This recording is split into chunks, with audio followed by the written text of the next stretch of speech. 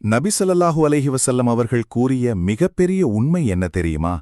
ஒரு நாள் இந்த உலகமே முழுவதும் அழிந்து போயிடும். ஆனால் அதோடு எல்லாம் முடிந்து விடாது. அதுதான் உண்மையில் ஆரம்பம்.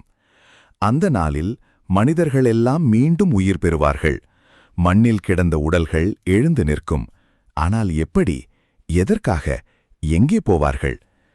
இந்த வீடியோவில் மனிதர்கள் எப்படி மறுபடியும் உயிர் பெறுவார்கள் என்பதை நாம் பார்க்கப் போகிறோம். ஆனால் கவனமாக கேளுங்கள்.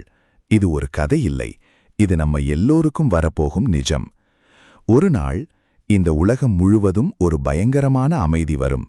சத்தமே இருக்காது. மனிதர்கள் இல்லை. வீடுகள் காலியாக இருக்கும். நகரங்கள் வெறிச்சோடி இருக்கும். எல்லாமே முடிந்துவிட்டது என்று தோன்றும். ஆனால் அப்போதுதான் ஒரு பெரிய ஆரம்பம் தொடங்கும். திடீரென்று ஒரு மிகப்பெரிய சத்தம் வரும். இந்த உலகமே அதிரும். மலைகள் தூளாகும். வானம் மாறும். அந்த சத்தம்தான் சூரூதல். அந்த ஒலி கேட்டவுடன் முதல் உலகம் முடிவுக்கு வரும். ஆனால் இரண்டாவது ஊதலில் இன்னொரு அதிசயம் நடக்கும். நண்பர்களே, ஒரு கேள்வி. இந்த உலகம் முழுவதும் அமைதியாகி மனிதர்களெல்லாம் இல்லாமல் போயிட்டா மீண்டும் மனிதர்கள் எழுந்து நிற்பார்கள் என்று நீங்கள் நம்புவீங்களா? அல்லது இது நம்ப முடியாத விஷயமா? உங்கள் கருத்தை கீழே கமெண்டில் எழுதுங்கள். இரண்டாவது முறை சூர் ஊதப்படும்போது மண்ணில் கிடந்த மனிதர்களெல்லாம் மீண்டும் உயிர் பெறுவார்கள். சிலர் மெதுவாக எழுவார்கள். கண்கள் திறக்கும். முதலில் அவர்கள் கேட்பது, நாம் எவ்வளவு நேரம் தூங்கினோம்? அவர்களுக்கு தெரியாது, நூற்றாண்டுகள் கடந்துவிட்டது என்று. அந்த நேரத்தில்தான் அவர்கள் உணருவார்கள், இது புதிய உலகம். இப்படிப்பட்ட உண்மையான இஸ்லாமிய தகவல்களை தொடர்ந்து தெரிந்து கொள்ள இந்த சேனலுடன் இணைந்திருங்கள். இப்போதே சப்ஸ்கிரைப் செய்து கொள்ளுங்கள். அந்த நேரத்தில் ஒரு அழைப்பு வரும். எல்லோரும் ஒன்று சேருங்கள். அனைத்து மனிதர்களும் ஒரே இடத்துக்கு கொண்டு செல்லப்படுவார்கள். அதுதான் ஹஷர் மைதானம். அது மிக பெரிய நிலம். முடிவில்லாத மக்கள் அனைவரும் அங்கே இருப்பார்கள். ஆனால் அங்கு ஒரு பயங்கரமான நிலை இருக்கும். சூரியன் மிக அருகில் இருக்கும். வியர்வை பெருகும். மக்கள் பயத்தில் இருப்பார்கள். அந்த நாளில் ஒரு அதிர்ச்சியான உண்மை இருக்கும். யாரும் யாருக்கும் உதவ முடியாது. அம்மா தன் மகனை பார்க்கும், ஆனால் உதவ முடியாது. அப்பா தன் மகளை பார்க்கும், ஆனால் உதவ முடியாது. எல்லோரும் தனியாக இருப்பார்கள். அந்த நேரத்தில் ஒரே கேள்வி, நான் என்ன செய்த வாழ்க்கை இது? பிறகு ஒவ்வொரு மனிதனும் அழைக்கப்படுவான். அவன் வாழ்க்கை முழுவதும் காட்டப்படும். நாம் செய்த நல்லதும் கெட்டதும் எல்லாம் வெளிப்படும். ஒரு சிறிய செயலும் மறையாது. அந்த நேரத்தில் மனிதன் நினைப்பான், நான் இதை ஏன் செய்தேன்?